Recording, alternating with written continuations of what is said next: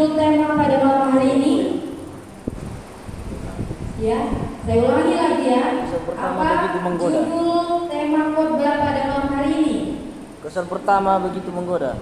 Oke, kesan pertama begitu menggoda. Rekan-rekan sekalian yang diberkati oleh Tuhan, ya di sini ini kalian punya 2 saset kopi. Jadi siapakah di antara rekan-rekan sekalian yang berani maju? 2 orang. Ya, silakan Anton dengan Yogi. Ya, ini ilustrasi ya. Jadi ada 2 saset kopi. Kalian silakan pilih dulu yang pertama untuk Yogi. Mau pilih yang pertama, yang mana? Ya, ambil Anton berarti ini ya pilihannya. Oke, sini kedua. Ya, jangan malu-malu. Oke, tadi kan kalian udah kasih pilihan. Ada 2 kopi, satunya beda merek ya. Satu top kopi, yang satunya itu tea kopi. Ya, tentunya dari 2 kopi ini pasti ada hal yang berkesan.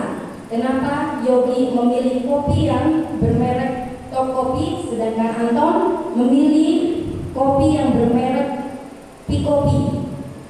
Boleh disebutkan alasannya ya? Ya, silakan Anton pertama. Ingin tahu rasanya.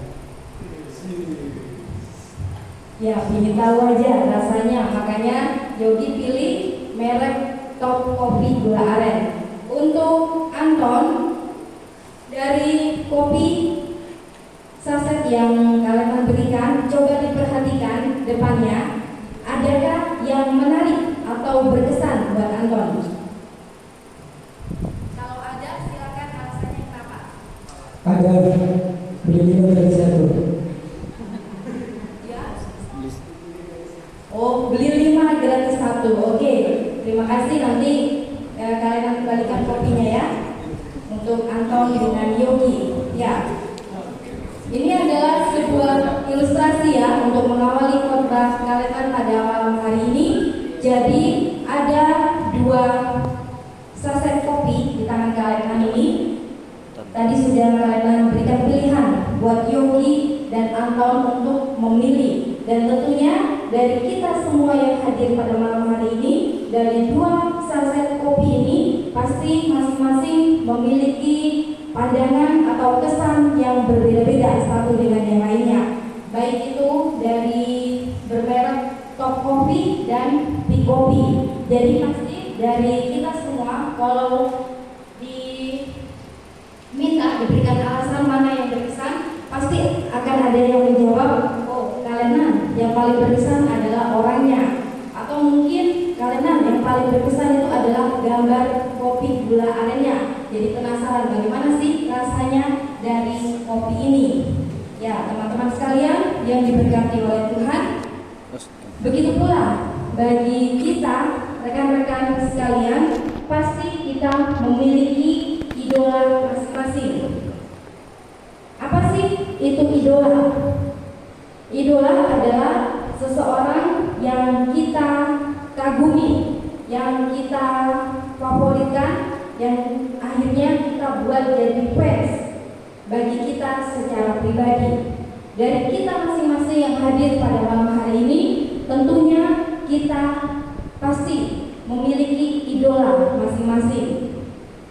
Ada yang mengidolakan artis Korea, kemudian ada juga yang mengidolakan pemain bola, ada juga yang mengidolakan seorang pahlawan atau guru dan sebagainya. Atau mungkin juga ada seorang wanita yang mengidolakan seorang laki-laki. Begitu sebaliknya, ketika kita mengidolakan seseorang, misalnya kita mengidolakan artis, maka kita akan menjadi fans artis tersebut. Maka kita akan mengikuti gayanya dari atas rambut sampai ke ujung kaki. Kita akan mengikuti gayanya, bagaimana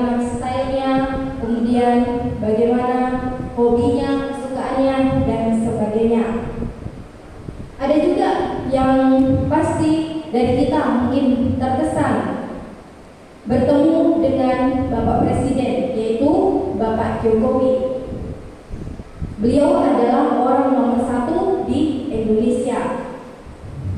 Apa yang membuat kita berkesan ketika kita bertemu dengan idola kita? Mungkin ketika kita suatu ketika mengidolakan presiden kita, orang nomor satu di Indonesia. Ketika bertemu misalkan di suatu tempat, maka kita melihat, wah, Pak Jokowi itu ternyata kesan pertama kali berjumpa, Pak Jokowi itu baik, kemudian ramah, murah senyum, merakyat, dan lain sebagainya. Kita pasti juga berkata, wah, berkesan banget ini ya, ketemu dengan Bapak Jokowi, orangnya begini, begini, begini, dan begini. Apalagi bertemu dengan orang nomor satu di Indonesia. Kita berkesan, dan tentunya kesan itu akan kita ingat sampai kapanpun, karena hal itu membuat kita berkesan. Kesan pertama begitu menggoda. Dalam pembacaan kita tadi di dalam Lukas 19 ayat 1 sampai 10 yang sudah kita baca bersama-sama, mengisahkan hal yang sama seperti yang sudah saya katakan tadi, yaitu kesan ketika bertemu dengan seseorang yang kita idolakan. Rekan-rekan sekalian yang diberkati oleh Tuhan, dijelaskan di dalam pasal ini ada seorang bernama Sakius. Dia adalah pemungut cukai, dia adalah orang yang kaya, dia tinggal di Yeriko. Pada suatu ketika, Sakius mendengar kabar bahwa Yesus akan masuk ke kota Yeriko. Dan pada waktu mendengar kabar tersebut, Sakius penasaran, ingin sekali bertemu dengan Yesus. Bagaimana sih Yesus itu? Apakah rambutnya pendek atau gondrong? Bagaimana Yesus itu? Bukan hanya didengarkan dari orang-orang, tetapi Sakius memang benar-benar ingin berjumpa dengan Yesus. Dan sama seperti kita, ketika kita mengidolakan seseorang, pasti kita akan mempersiapkan segala sesuatu. Kita akan memiliki banyak cara bagaimana kita akan bisa bertemu dengan idola kita. Demikian juga dengan Sakius, karena penasaran bagaimana Yesus, maka pada akhirnya dengan semangat Sakius memanjat pohon ara, dan pada akhirnya Sakius dapat melihat Yesus. Kenapa Sakius memilih memanjat pohon ara? Karena badannya pendek. Tetapi Sakius tidak putus asa, tidak menyerah. Dia memiliki cara, yaitu memanjat pohon ara dan akhirnya bertemu dengan Yesus. Dan ketika Sakius berjumpa dan melihat Yesus, Sakius sangat terkesan. Kesan pertama Sakius bertemu dengan Yesus sangat menggoda dia, sehingga perjumpaannya dengan Yesus bukan hanya berkesan, tetapi membawa perubahan hidup dalam hidup Sakius. Dan dari perubahan itulah Sakius bisa berkomitmen dalam hidupnya. Dijelaskan dalam pasal yang sudah kita baca tadi, Sakius sangat bersukacita dan menerima Yesus singgah di rumahnya. Kita bisa perhatikan di dalam ayat yang ke-6. Dan karena sukacita itulah Sakius berkomitmen. Apakah komitmen dari Sakius ketika berjumpa dengan Yesus? Kita lihat di dalam ayat yang ke-8. Tetapi Sakius berdiri dan berkata kepada Tuhan, Tuhan, setengah dari milikku akan kuberikan kepada orang miskin, dan sekiranya ada sesuatu yang kuperas dari seseorang, akan kukembalikan 4 kali lipat. Luar biasa komitmen Sakius ketika berjumpa dengan Yesus. Dikatakan bahwa setengah dari miliknya akan diberikan kepada orang miskin, dan ketika Sakius memeras orang akan dikembalikan 4 kali lipat. Itulah yang dialami dan komitmen ketika Sakius bertemu dengan Yesus.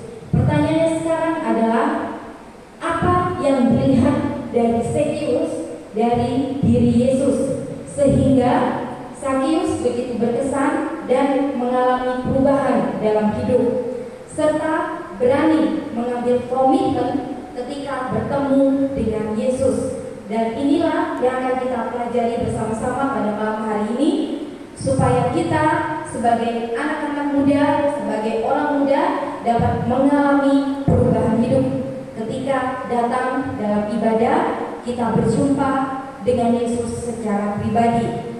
Yang Sakius lihat dalam diri Yesus sehingga dia sangat berkesan dan mengalami perubahan hidup adalah yang pertama, kita lihat di dalam ayat yang kelima, berkata, ketika Yesus sampai ke tempat itu, ia melihat ke atas dan berkata, Sakius, segera turun, sebab hari ini aku harus menumpang di rumahmu. Hal pertama yang dilihat oleh Sakius dari diri Yesus sehingga dia sangat berkesan dan mengalami perubahan hidup adalah di dalam diri Yesus ada kasih. Di dalam diri Yesus ada kasih. Sehingga Sakius begitu berkesan ketika bertemu dengan Yesus. Kasih Yesus ditunjukkan kepada Sakius dengan cara Yesus mau singgah dan menginap di rumah Sakius. Bagaimana dengan kita? Bagaimana dengan rekan-rekan GPS sekalian? Apakah kita percaya kepada Tuhan? Kita datang beribadah, kita berdoa, membaca Alkitab, kita bertemu dengan Tuhan secara pribadi. Sudahkah kita masing-masing melihat kasih Yesus itu? Sudahkah kita merasakan kasih Yesus di dalam kehidupan kita? Ataukah bagaimana? Tentunya yang tahu jawabannya adalah diri kita masing-masing. Tetapi jika kita merasakan kasih Tuhan itu, akan terlihat dari kehidupan kita sehari-hari, kita akan mengalami yang namanya perubahan. Tentunya perubahan dari yang lama ke perubahan yang baru. Dan yang kedua, yang dilihat Sakius dari diri Yesus, kita lihat di dalam ayat yang ke-9.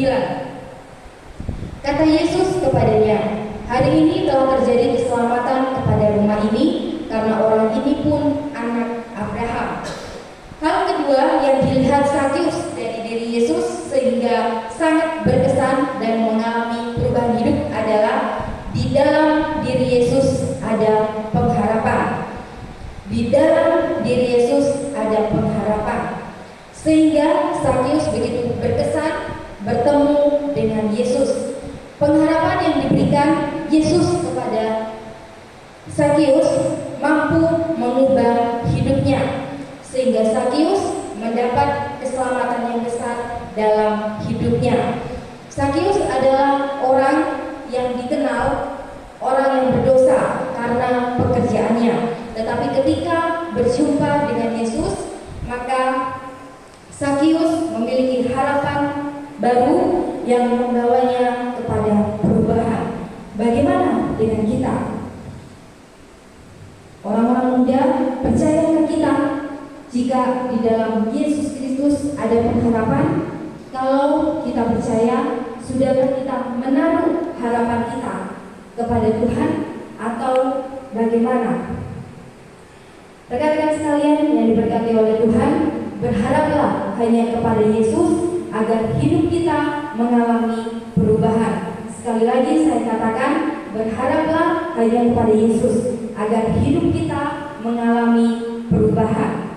Kesan pertama begitu menggoda Sakius untuk berani mengambil sebuah komitmen dalam hidupnya yang membawa kehidupannya kepada perubahan yang sejati. Lalu apa kesan kita ketika kita berjumpa dengan Yesus secara pribadi?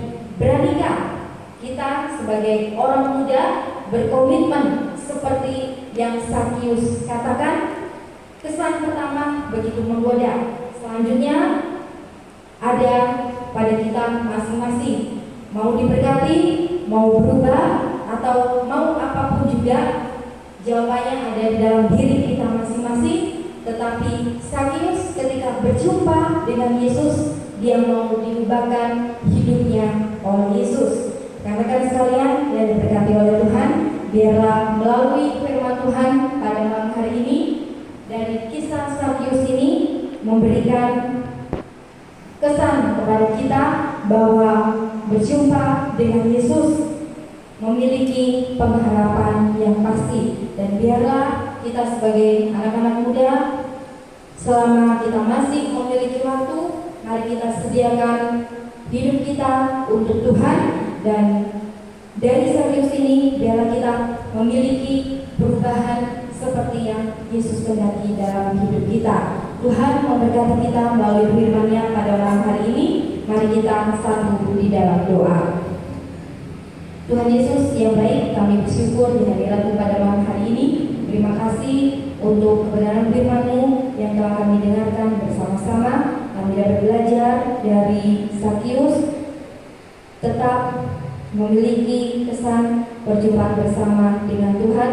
Dan biarlah kehidupan kami pun, ya Bapa, memiliki perubahan yang baru yang seturut dengan Tuhan. Dan kami percaya bahwa pengharapan kami pun tidak pernah sia-sia karena kami memiliki Tuhan yang hebat dalam hidup kami. Terpujilah nama-Mu ya Bapa.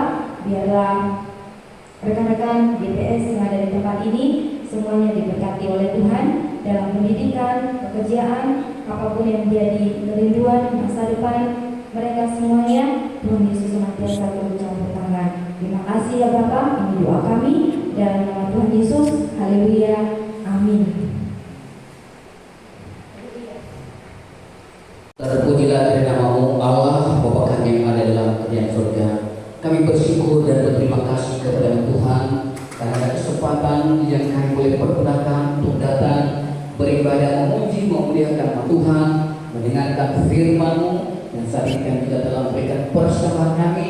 Berkatilah persembahan yang sudah kami persembahkan kepada Tuhan, dan kembalikan lagi berkat-Mu bagi kami masing-masing melalui setiap usaha dan pekerjaan kami. Bapa di surga, mau berdoa untuk semua anggota dan kuasa yang sudah hadir pada malam hari ini. Hamba serahkan mereka ke dalam Tuhan di dalam masa muda mereka. Mari Tuhan Engkau akan menjaga, melindungi, menyertai mereka dalam setiap pergaulan mereka sehari-hari. Tuhan, kiranya Engkau jauhkan dari pergaulan-pergaulan yang menyesatkan, sehingga mereka selalu ada dalam naungan kasih sayang Tuhan, sehingga masa depan mereka masa depan yang diberkati oleh Tuhan. Bagi mereka yang bekerja, ya Tuhan Engkau berkati pekerjaan mereka.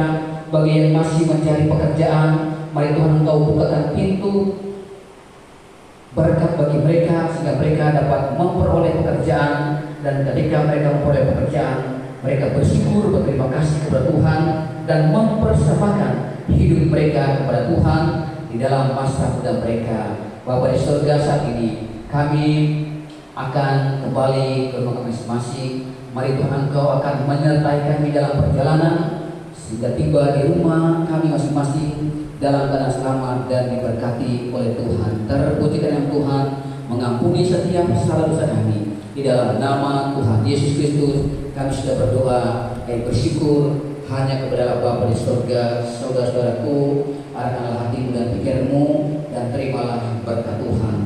Kiranya damai sukacita dari Tuhan kita Yesus Kristus serta persekutuan Roh Kudus akan menyertai kita dari saat ini sampai selama-lamanya. Amin. Amin. Tuhan berkati, silakan duduk. Kami kembalikan kepada Tuhan. Pengumuman akan disampaikan oleh Sekretaris GPS. Selamat malam buat kita semua. Terima kasih buat kehadiran kita. Semoga Tuhan Yesus senantiasa memberkati kita. Untuk pengumuman minggu depan, tanggal 11 Agustus 2023, kita akan ibadah sebentar di lapangan futsal, tapi tempatnya belum ditentukan, nanti akan dikabarkan melalui grup. Dan sementara itu, yang cowok akan futsal, yang cewek mungkin akan buat kerajinan tangan. Kemudian untuk yang mimpin ada saya sendiri, Siti, dan kolektan ada Doni. Selanjutnya, seperti yang sudah saya umumkan 2 minggu belakangan, kita ada iuran. Setelah ibadah ini, boleh jumpain saya untuk dibayar iurannya. Bagi yang sudah bekerja 10.000 dan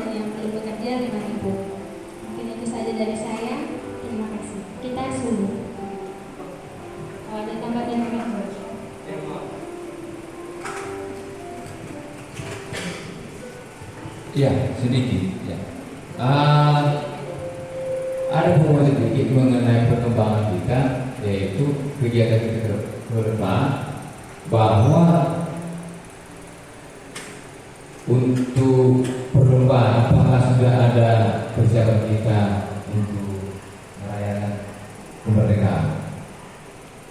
Sudah Sudah ada ya? semalam latihan. Iya, supaya tidak, karena begini, acara sebenarnya adalah tanggal 20, tetapi karena sesuatu hal maka dimajukan menjadi tanggal 13, letaknya pada minggu akan datang. Minggu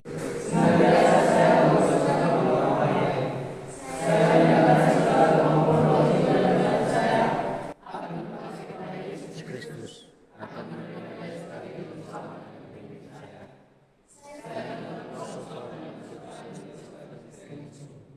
Sige, sige.